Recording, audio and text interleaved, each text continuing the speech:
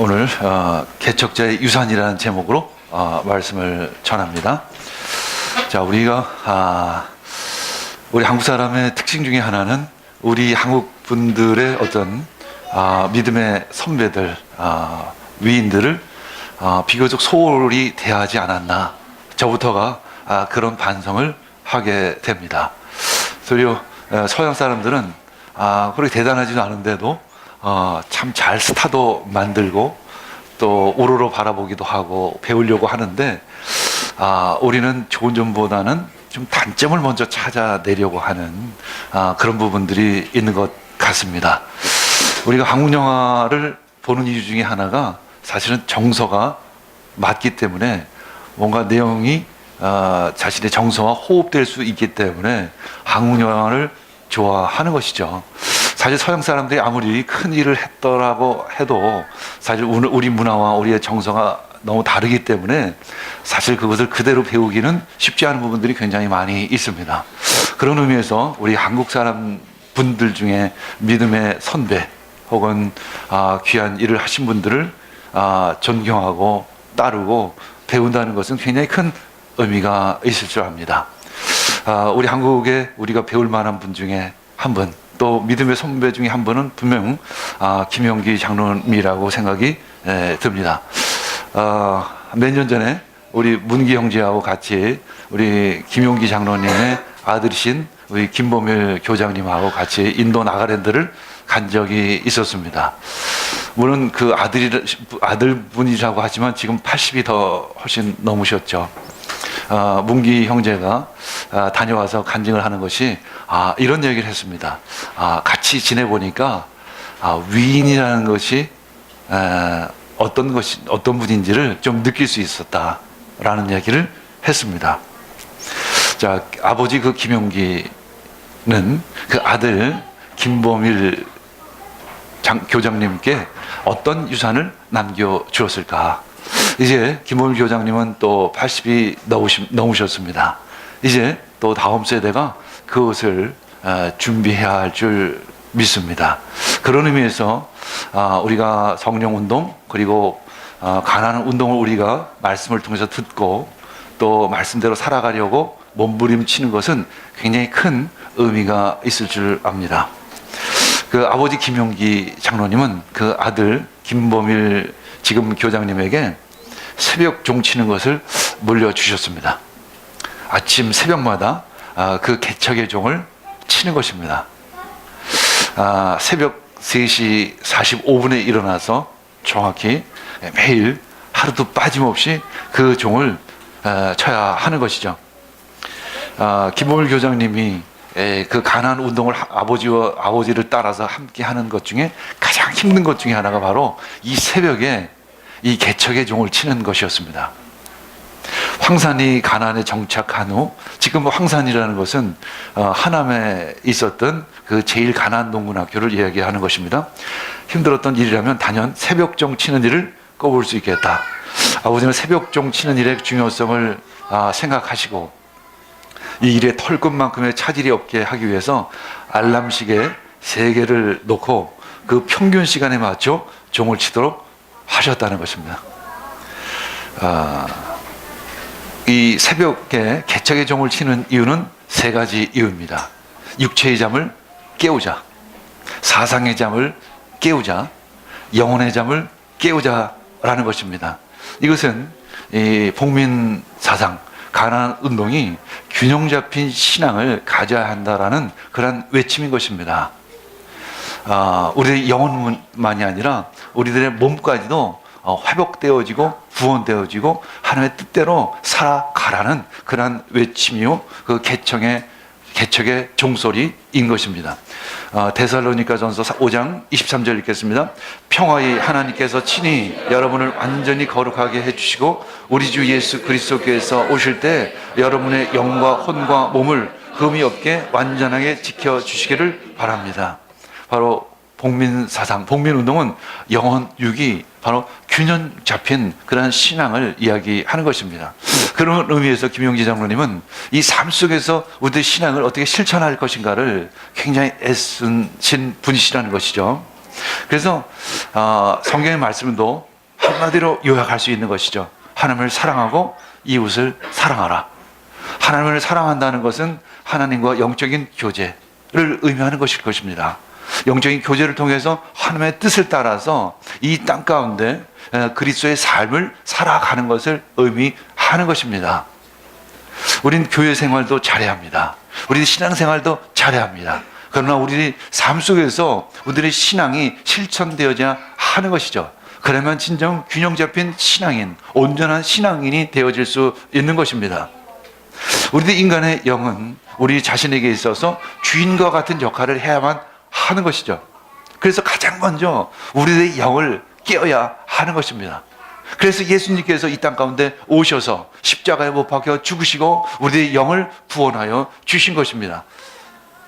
하나님은 이미 우리를 영적인 존재로 만드셨습니다. 왜냐하면 하나님과 교제하시기 위해서, 그리고 하나님의 뜻을 우리들에게 전해 주시기 위해서 우리들을 영적인 존재로 만들어 주신 것입니다. 왜냐하면 우리는 우리들의 영을 통해서만 하나님의 뜻을 알 수 있기 때문에 그런 것입니다. 창세기 2장 7절에 보면 주 하나님이 땅의 흙으로 사람을 지으시고 그의 코에 생명의 기운을 불어넣으시니 사람이 생명체가 되었다라고 이렇게 말씀하고 있습니다. 한마디로 인간은 영혼 육으로 된 그러한 존재라는 것이죠. 영이 구원받고 우리들의 혼이 회복되어지고 우리들의 몸도 구원되어져서 하나님의 뜻대로 살아가는 우리 그리스도인이 되어야 한다라는 것입니다.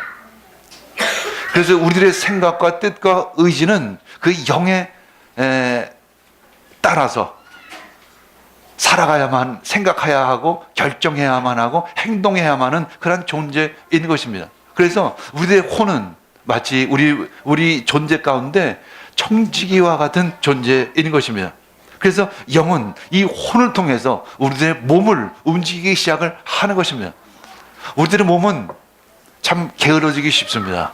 우리들의 몸은 참 놀기를 좋아합니다. 우리들의 몸은 편한 것을 참 좋아합니다. 그러나 우리들의 영이 깨어 있을 때 영은 혼을 통해서 몸에게 말할 것입니다. 일어나라. 아침에 그만 TV 보고 일어나서 주일 예배 드려야지. 옛날에 우리 아이들이 어렸을 때 주일날 아침마다 뽀뽀로라는 애들 뽀로로라는 프로를 했습니다. 그것이 참 아이들에게는 큰 유혹거리였었죠. 조금만 더 보고 그러다 보면 십상 주일 예배 늦기가 쉬웠던 것입니다. 그것을 이길 수 있는 힘은 내 영이 강건해져야 하는 것입니다. 그래서 성령 충만을 받으라는 것입니다. 왜? 뽀로로를 이기기 위해서. 뽀로로를 이기기 위해서는 성령으로 충만해야 박차고 일어나서 이곳까지 와서 하나님을 찬양하고 예배드리고 또한 세상에 나가서 말씀으로 승리할 수 있는 것입니다. 복민운동은 영과 혼과 몸이 온전케 되어지는 것입니다. 그래서 이 땅을 회복하는 그런 운동인 것이죠. 이 모든 피조물이 회복되어지는 것까지 나아가는 것이 바로 그리스도의 사명이고 그것이 가나안 운동인 것입니다. 땅을 회복시키는 운동인 것입니다. 목회자가 교회에서 사역을 한다면 아마 김용기 장로님은 땅에서 그 사역을 했던 것입니다. 사역자들이 교회 안에서 열심히 사역을 한다면 여러분들은 또 세상에 나가서 그러한 사역을 감당하게 되어지는 것이죠. 이제 김보밀 교장님이 아버지의 뜻을 따라서 이제 종을 치는데 그것이 얼마만큼 힘들었던지를 다시 또 간증이 계속되어집니다. 이제 종이 있는 곳이 이제 잠자리 집에서 이제 100m에서 한 120m 좀 떨어진 곳에 있었습니다. 이제 달려가면 한 13초, 14초 만에 달려갈 수 있고 좀 시간이 있으면 1, 2분 만에 이제 걸어서 갈 수 있는 것이죠. 이제 알다시피 아침잠이라는 것이 새벽잠이라는 것이 참 일어나기가 쉽지 않은 것이죠. 어떨 때는 조금 빠르게 일어날 때는 여유 있게 가서 종을 치고 또 어떨 때는 급히 일어나서는 부시시한 머리를 가지고 12초, 13초 만에 달려가서 종을 칩니다. 이제 어느 날 그 아버지 김용지 장로님이 부르십니다. 아들아, 새벽에 겨우 눈 비비고 일어나 헐레벌떡 뛰어가서 의무적으로 치는 것은 하지 않으면 못하다. 그러니 아무리 늦어도 새벽 45분에는 일어나 무릎을 꿇고 기도 드리고 정성껏 세수하고 옷을 단정하게 갈아입은 다음 종까지 근엄하게 걸어가서 단 1, 2분이라도 종을 붙들고 마음을 다해 기도를 드린 후 쳐야 한다. 이제 새벽종을 치고 나면 새벽 예배를 드리기 위해서 갑니다. 그러면 이제 1, 20분 시간이 남으면 그 시간에 이제 기도를 하고 이제 동네 사람들이 모이면 같이 새벽 예배를 드리고 나서 또 두세 시간 일을 하고 나서 그 아침밥을 먹습니다. 근데 그 밥은 밥이 아니라 고구마라는 것이죠. 김용기 장로님은 아침마다 말씀하십니다. 이 민족의 빈곤 탈출을 위한 유일한 대안이 고구마라고 판단했다는 것입니다. 그부터는 더더욱 이 고구마 상식을 고집하셨다는 것입니다. 쌀이 별로 많지 않은데 고구마로 대신 하자라는 것이죠. 그리고 처음엔 토요일날 오후에도 쉬는 날이 없었는데 나중엔 그래도 자식들의 그 마음을 헤아려서 토요일날 오후는 쉬게 해주셨다고 합니다. 그래서 그 토요일날 오후를 그렇게 기다렸다는 것이죠. 그리고 평일 저녁에는 꼭 예배를 드립니다. 그러면서 이렇게 말씀하십니다. 우리가 빛 때문에 이 광야에, 이 황무지에 왔느냐? 아니다. 우리는 민족을 구출하기 위해서 이 황무지에 온 것이다. 우리는 개척자다. 너희들은 이 개척자의 정신을 가져야 한다. 그렇게 하면서 저녁마다 이 저녁 가정 예배를 드리셨던 것이죠.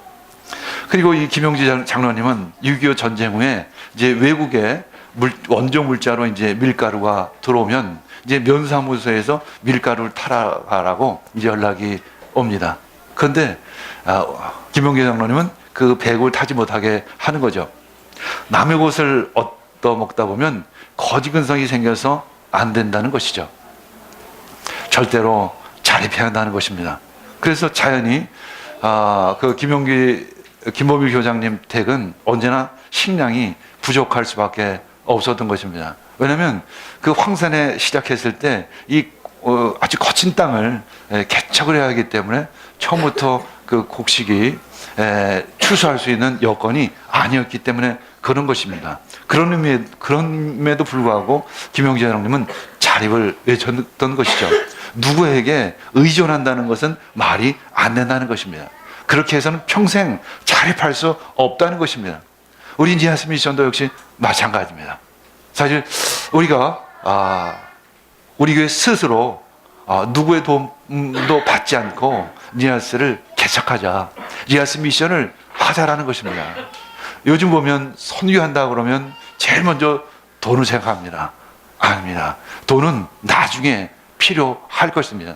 나중에 하나님이 주실 것입니다. 우리는 먼저 이 자립정신을 가지고 자립정신을 전해야 하는 것이죠. 그분들이 자원이 없어서 가난한 것이 아닙니다. 그들이 땅이 없어서 가난한 것이 아니에요. 자립정신이 없고 개척정신이 없어서 가난한 것이기 때문에 우리 역시 자립정신을 가지고 섬겨야 되고 이 자립정신을 그들에게 나눠야 하는 것입니다. 우리는 진짜 10여 년 전부터 시작했을 때 돈 없이 시작을 했습니다. 니아스 동역자들이 그런 얘기까지 했습니다. 목사님, 돈도 별로 없으신데 오지 마시고 그 비행기 값을 그냥 보내주시죠. 그런 얘기를 들으면서 그곳에서 선교를 했습니다. 그것이 바로 니아스 미션입니다. 근데 1년, 2년, 3년, 5년, 10년이 지나면서 그들이 우리들을 보는 눈이 바뀌기 시작을 한 것입니다. 저분들이 왜 이곳에 올까? 저 사람들이 또 이 니아스 이 촌고서까지 이 오지까지 올까? 왜 그렇게 힘들게 이곳까지 올까? 그러면서 그들이 변화되어지기 시작을 한 것입니다. 그러면서 어느 날 같이 니아스 미션을 하자. 그런 마음들이 그분들에게 생기기 시작을 하는 것입니다. 때가 되면 더 많은 재정이 필요할 때가 올 것입니다. 그러나 우리는 그 돈에 의지하는 것이 아니라 그분들에게 자립정신을 드리고 그분들에게 개척정신을 심어드려야 하는 것입니다. 그것이 바로 선교인 것이죠. 자립은 남에게 의지하거나 종속되지 않고 스스로 힘으로 서는 것을 의미합니다. 우리가 감으로 말미암아 그들이 우리들을 의지하면 안 되죠. 하나님을 의지하고 하나님을 믿어야 하는 것입니다. 그리고 스스로 일어설 수 있는 힘을 우리가 그들에게 부어줘야 하는 것입니다. 그래서 우리 역시 자립 선교를 해야 합니다. 우리가 뭐 WCM에 소속되어 있기 때문에 제가 그곳에 또 뭐 어떤 직책을 맡고 있기 때문에 충분히 뭐 코이카에서 지원을 받을 수 있겠죠. 뭐 수천만 원, 뭐 수억도 받을 수 있을 것입니다. 그러나 저는 선포를 했습니다. 우리 교회는 그런 거 받지 않겠습니다. 우리 교회는 우리 스스로 하겠습니다. 헌금이 적든 많든 우리가 받은 우리 헌금으로 우리 스스로 하겠다고 아주 제가 김봉일 교장님에게 선포를 했습니다. 선포를 한 이유는 김봉일 교장님께 들으라고 말한 것이 아니라 저에게 한 이야기입니다. 누구에게도 의지하지 말자. 우리가 의지하면서 누구 보고 자립정신을 가르치겠느냐라는 것입니다. 그래서 김봉일 교장님이 이제 계속 간증을 하십니다. 어머니는 봄부터 가을까지 반찬 장사를 하셨는데 일을 4년간 계속 하셨다고 합니다. 어머니는 피난민이 먹다 남은 우거지나 시래기, 무듬을 맑은 물에 이제 한 3일쯤 담가둔 다음에 이 반찬을 만들고 이제 들깨 순잎으로 나물 반찬을 만들어서 이제 천호동까지 가서 그것을 반찬을 파는 거죠. 이 천호동까지는 왕복 한 10km 정도가 되는데 그 짐을 다 이고 이 안동김 씨 양반 집에 며느리로 와서 그 일을 하는 것입니다. 이제 그 반찬 판 돈으로 좁쌀이나 이제 보리쌀을 사오는 것이죠. 이제 한 오전 11시쯤이 되면 손바닥에서 이제 땀이 흐르기 시작을 합니다. 그런데 그것은 일을 해서 더워서 나오는 땀이 아니라 이제 기가 다 빠지면서 나오는 체액이라고 합니다. 그러고 나면 꼭 오한이 뒤따르기 시작을 합니다. 이제 눈앞이 노래지고 뭐가 뭔지 잘 보이지 않게 됩니다. 그런데도 아버지는 일을 계속 하라며 호통을 치십니다. 그렇게 마르고 그렇게 작으신 그분이 어떤 힘이 속에서 나오는지 모르겠는데 그렇게 카랑카랑한 목소리로 말하는 것이죠. 이 뭣들 하느냐, 이 젊은 녀석들이 왜 그리 비실거리냐, 열심히 일하라 하라는 것입니다. 한참을 일하려고 나면 드디어 어머니 머리에 얹혀있는 광주리가 등성모래 마루에 보이기 시작을 합니다. 우리는 뛸 듯이 기뻐합니다. 형님, 광주리가 떴어요. 형이 말합니다. 떴냐? 이제 어머니는 새벽 장사를 마치시고 부지런히 밥을 지어 우리에게 달려오신 것입니다. 아버지가 말씀하십니다. 그래? 거기에 놓고 좀 기다리라고. 이제 그런 말합니다. 아버님 진지 드시고 하시죠. 그러면 장로님 말씀하십니다. 아니 뭐 밥 먹는 게 그리 급하냐. 하던 일은 마저 하고 먹어야지. 이제 아들들은 죽을 맛입니다. 막상 먹으려 하면 이 식탁의 노래를 불러야 합니다. 이 3절까지 계속 불러야 합니다. 이제 아침 식사 기도가 시작이 됩니다. 북한 동포로부터 시작해서 우리 민족의 앞날을 걱정하고 통일까지 부르짖어하는 그 긴 기도가 이어집니다. 그것이 끝이 아닙니다. 그리고 식탁 구호를 외쳐야 하죠. 먹기 위하여 먹지 말고 일하기 위해서 먹자. 일하기 싫거든 먹지도 말라. 이제 점심이 끝나면 이제 한 30분 정도 이제 쉴 수 있는 시간을 주신다고 합니다. 이 시간이 바로 천국입니다. 그리고 오후를 시작하면 오전보다 더 힘이 빠지는 거죠. 나른한 그 몸을 이끌고 이제 노동을 계속해야 하는 것입니다.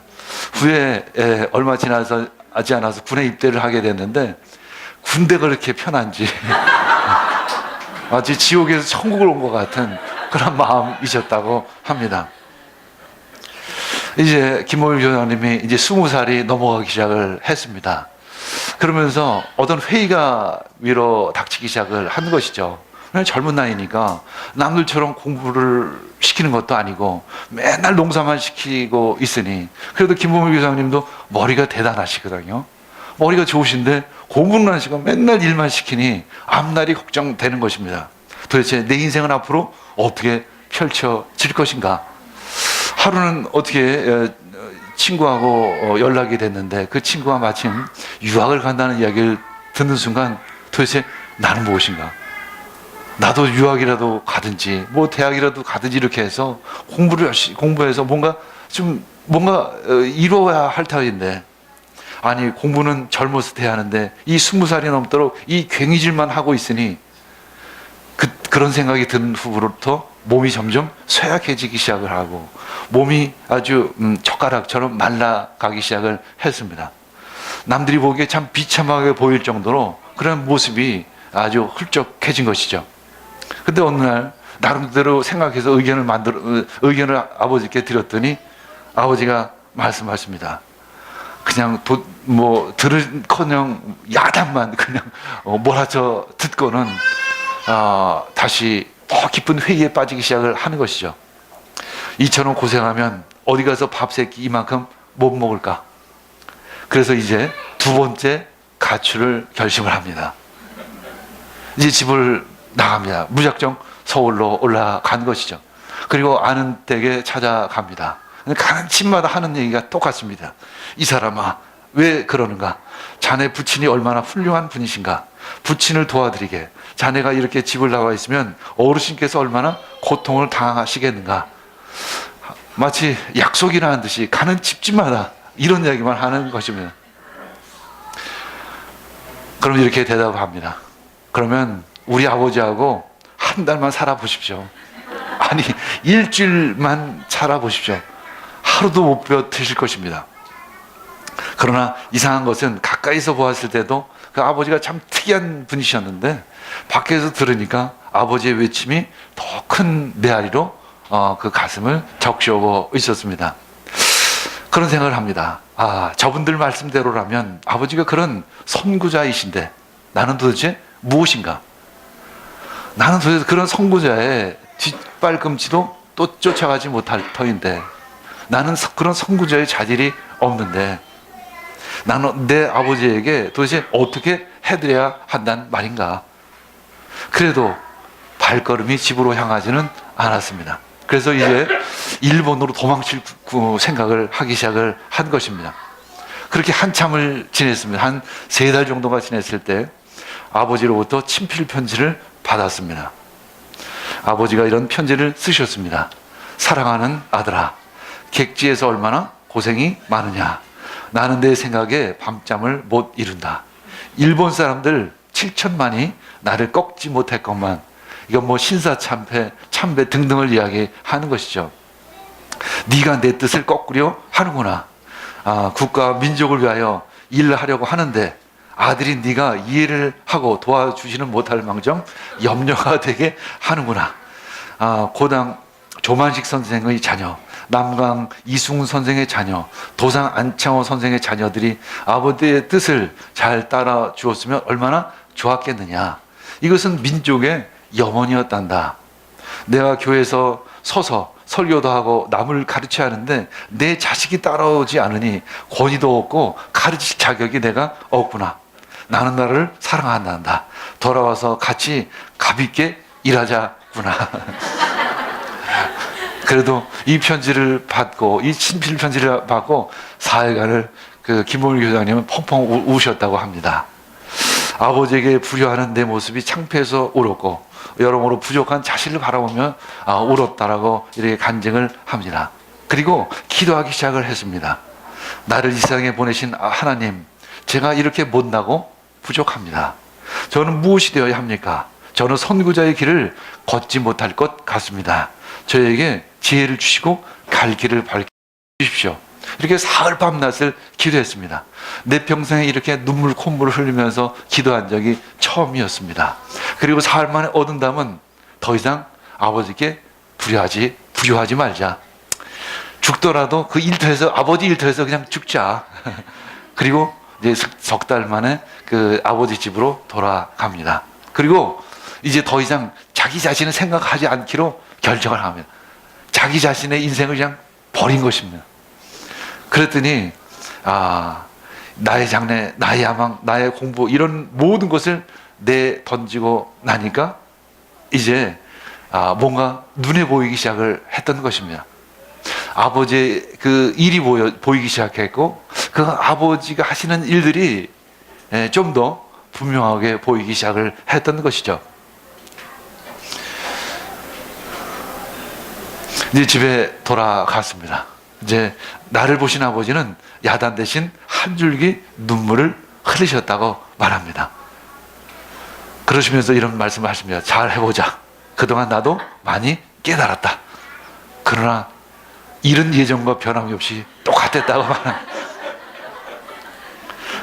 단지 신기했다는 것입니다. 나를 내던지니 주위 사람들의 아픔이 보이기 시작을 했다는 것입니다. 사실 대부분의 위인들의 자녀들이 잘 되는 경우가 많지 않습니다. 근데 김용기 장로님 자녀분들이 그 아버지의 그 개척의 유산을 받아들여서 지금까지 열심히 잘 귀하게 하시고 그 사역을 감당하고 있는 거 보면 어떻게 그럴 수 있을까? 그것은 바로 신앙의 힘이 아닐까? 그것은 바로 사랑의 힘이 아닐까? 그런 마음이 드는 것이 사실입니다. 김용기 장로님이 그렇게 강하게 자녀들을 양육하고 일을 시켰을지라도 그 마음속에 사랑이 있었기 때문에 그 사랑이 그 자녀분들에게 전해질 수 있었던 것입니다. 그래서 별세하기 하루 전에 아버지는 나를 부르셔서 이렇게 말씀하셨습니다. 네가 고생을 제일 많이 했구나. 나는 너를 사랑한 것밖에 없다. 너는 내 뒤를 따라라. 이렇게 하면서 개척의 그 유산을 물려주신 것입니다. 이제 주위 사람들이 그 전에 그 김용기 전원님에게 많은 권면을 하셨습니다. 왜냐하면 워낙 일을 많이 하셔가지고 간이 손상되어진 것입니다. 그래서 좀 병원에서 간을 잘 보존하지 않으면, 쉬지 않으면 6개월밖에 살지 못하니까 좀 쉬시라는 그런 판정을 받았습니다. 그래서 주위 사람들이 가서 좀 쉬시라 이렇게 했음에도 불구하고 이런 말씀을 하십니다. 나는 내 간을 위해 남에게 손해를 끼치지 않겠다. 그러면서 마지막 날까지 일을 하시다가 돌아가신 것입니다. 그리고 그 아버지가 이 세상을 떠나가시 직전에 나에게 유품 하나를 물려주신 것이 있는데 자그마한 열쇠, 돈이나 주식이나 금부치가 들어있는 금고의 열쇠가 아니라 그 구국기도실의 열쇠였다라고 합니다. 아버지가 하루 4시간씩 기도하시던 그 구국기도실, 그것은 아주 무거운 유산이었다는 것입니다. 아버님 그 열쇠 하나로 내게 많은 이야기를 하셨다. 이렇게 말씀하십니다. 하나님의 사람은 기도하는 사람입니다. 하나님의 마음을 가지고 있어야만 희생할 수 있고 봉사할 수 있고 섬길 수 있기 때문에 그런 것입니다. 복민운동은 이 중보자의 영성을 가지고 있어야 합니다. 그래서 우리는 기도해야 합니다. 매일 기도해야 합니다. 그 기도의 힘이 바로 김용기 장로님이 그 가난 운동, 이 복민운동 했던 힘이고 또 우리들에게 주시는 성령의 능력, 그 통로가 될 수 있는 것입니다. 우린 또한 이 선지자의 영성을 가지고 있어야 합니다. 이 시대와 때를 분별할 수 있는 그런 예언자적인 능력을 가지고 있어야 하는 것이죠. 과거의 역사를 돌이켜 볼 수 있는 눈을 가지고 있어야 합니다. 그리고 현재의 표징들을 볼 수 있어야 합니다. 이 현대의 표징들을 바라보시기를 바랍니다. 이 교회에 밀어닥쳐 있는 그런 표징들을 바라볼 수 있어야 하는 것이죠. 그리고 미래를 읽을 수 있는, 그리고 미래를 준비할 수 있는 눈을 가지고 있어야 합니다. 그 복민운동은 개척자의 정신인 것이죠. 그래서 그 개척자의 정신은 바로 꿈꾸는 자인 것입니다. 비전을 가진 사람은 또 꿈을 꿀 수 있는 것이죠. 우리 모두 꿈을 가지시기를 원합니다. 우리 26천 리허스 미션 팀에게 제가 당부를 했습니다. 리허스에서 꿈을 가지고 돌아옵시다. 비전을 가지고 돌아옵시다. 이 복민운동은 바로 순교자의 자세인 것입니다. 이 순교자의 자세는 바로 희생과 헌신과 봉사, 바로 그것입니다. 이사야서 35장 1절에서 3절 우리 함께 읽겠습니다. 광야와 메마른 땅이 기뻐하며 사막이 백합화처럼 피어 즐거워할 것이다. 사막은 꽃이 무성하게 피어 크게 기뻐하여 즐겁게 소리칠 것이다. 레바논의 영광과 갈멜과 샤론의 평화가 사막에서 꽃피며 사람들이 주님의 영광을 보며 우리 하나님의 영화를 볼 것이다. 너희는 맥풀린 손에 힘을 쓰게 하여라. 떨리는 무릎을 굳세게 하여라. 얼마나 멋있는 말씀입니까? 그렇죠? 너희는 맥풀린 손이 힘을 쓰게 하라. 떨리는 무릎을 굳세게 하라는 것입니다. 여기 세 지역 레바논, 갈멜, 샤론은 이 비옥함과 아름다움의 어떤 상징적인 땅인 것입니다. 그런 땅으로 회복시켜 주실 것이라는 것입니다. 예수 그리스도가 오시면 그 구원의 손길이 그 땅 가운데 임하면 회복되어 질 것이라는 것입니다. 에덴의 회복이 임할 것이라는 것입니다. 그 땅의 구원이 임할 것이라는 것입니다. 여러분들의 가정 가운데, 여러분들의 직장 가운데, 우리들의 삶 가운데 회복이 임할 줄 믿습니다. 맥풀린 손이 힘을 쓰라는 것입니다. 떨리는 무릎을 일으키라는 것이죠. 개척자의 정신을 가지라는 것입니다. 김영 기자님이 그런 꿈을 꾸신 것이죠. 내가 건설하라는 마을은 오곡이 익어가며 과수들의 꽃이 만발하고 벌과 나비가 춤을 추고 집집마다 젖자는 양이 있고 교회가 있고 마을 사람들은 모두 형제가 되어 하나님을 믿고 모두가 근로하며 생산함으로써 경제적으로 풍부한 생활을 영위하고 하나님을 공경함으로써 정신적 영적 안위를 얻을 수 있는 에덴 동산의 재현, 나는 그것을 꿈꾼다, 이런 것입니다. 저것이 하늘과 땅이 만나는 교회를 개척할 때 그러한 꿈을 꾸었습니다. 이 교회가, 우리 교회가 마치 천국이 되기를 원하는 그런 꿈을 꾸면서 이 교회를 개척하기 시작을 했던 것입니다. 그것은 바로 하나님의 마음인 것입니다. 하나님이 주시는 꿈인 것입니다. 또한 그 꿈이 니아스에 지금 펼쳐지고 있는 것입니다.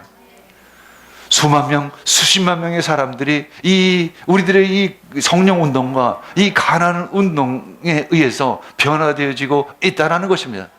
참 우리 같이 이 소수의 이 작은 인원이 지금 그 큰 일들을 감당하고 있다는 것이죠. 그 운동이 그 니아스의 그 벌판에, 이 황무지 같은 그 벌판에 이 불이 붙고 있다는 것이죠. 이제 그 불이 남쪽으로부터 시작해서 이 북쪽까지, 쿠눅시툴리로부터 시작해서 뚫룽따랑까지 온 수마트라 섬까지 불부터 나가게 될 줄 믿습니다. 그것이 성령 운동이고 또 그것이 복민 운동, 바로 그것입니다. 하늘의 운동이고 그것이 또한 땅의 운동인 것입니다. 강하게 하라는 것입니다. 처진 손을 들라는 것입니다. 흔들리는 무릎을 굳게 하라는 것입니다. 벌떡 일어나서 우리를 손을 들어 하나님을 찬양하고 하나님을 예배하며 또 열심히 일하라는 그런 말씀, 바로 그것입니다. 하나님은 성령의 능력을 주십니다. 그리고 개척자의 손과 다리를 주시는 것이죠. 가나안의 구원은 개척입니다. 김원일 교장님은 그 아버지의 그 개척의 DNA를 받으신 것이죠. 우리 역시 그런 개척자의 정신을 가지고 있습니다. 개혁이란 물로 씻어도 안 되고 닦아내도 안 돼요. 아예 가죽을 벗겨내어 새롭게 한다는 뜻이 있다는 것입니다. 우리는 개혁이 필요합니다. 그리고 개척자의 정신을 가지고 있어야 합니다. 이 개척자의 정신은 이 딱딱하고 돌이 많은 땅을 파서 갈아엎는다는 그런 뜻을 가지고 있습니다. 니아스의 이 딱딱한 돌을 걷어내고 옥토로 만드는 일, 그것을 우리가 감당해야 하는 것입니다. 우리 한국교회를 변화시키는 그런 황무지와 같은 그 땅을 변화시키는 그런 사명이 우리에게 있다는 것입니다. 개척 정신은 창조 정신이고 바로 생산 정신이다, 이렇게 말씀하고 있습니다. 개척 정신이 없는 나라는, 기업은, 가정은, 개인은 망할 수밖에 없다는 것이죠. 우리는 다음 세대들에게 이 개척 정신을 물려줘야 하는 것입니다. 그런 개척의 용기를 물려줘야 하는 것이죠. 10년 전에 저에게 있었던 것은 딱 그거 한 가지였던 것 같습니다. 재정도 없고 힘도 없고 아무것도 없는 저희가 딱 한 가지, 용기. 그 하나만 가지고 그곳에 간 것입니다. 개척자의 발걸음이 닿는 곳마다 광야의 마른 땅이 기뻐한다는 것이죠. 사막이 백합화처럼 피어서 즐거워한다는 것입니다. 니아스가 지금 즐거워합니다. 둘룩달람이 지금 기뻐합니다. 구누시틀리가 지금 환희에 넘쳐 있습니다. 이 수마트라 섬이 둘을 팔을 벌려 우리 서울팀을 지금 기다리고 있는 것입니다. 이 개척자의 정신이 있는 한 사람이 세상을 변화시킬 수 있습니다. 여러분들, 세상을 변화시킨 것이 여러 사람의 힘이 아니라 한 사람으로부터 시작되고 한 사람의 그 개척의 정신으로 시작되어졌다는 것입니다. 우리 함께 그 주님과 그 친밀한 사랑을 나누기를 원합니다. 그리고 주님으로부터 아주 강한 이 개척자의 정신을 가지고 세상을 이기기를 원합니다. 이 니아스나 이 가나안 나라를 가보면 한마디로 개척 정신이 없습니다. 우리는 그곳에 이 개척 정신을 심어줘야 하는 것입니다. 그리고 우리 역시 그 개척 정신을 배워야 하는 것입니다. 특히 우리 다음 세대는 그 개척 정신을 가지고 이 세상을 이기는 그 승리하는 그리스도인이 되기를 원합니다. 우리 함께 기도하겠습니다.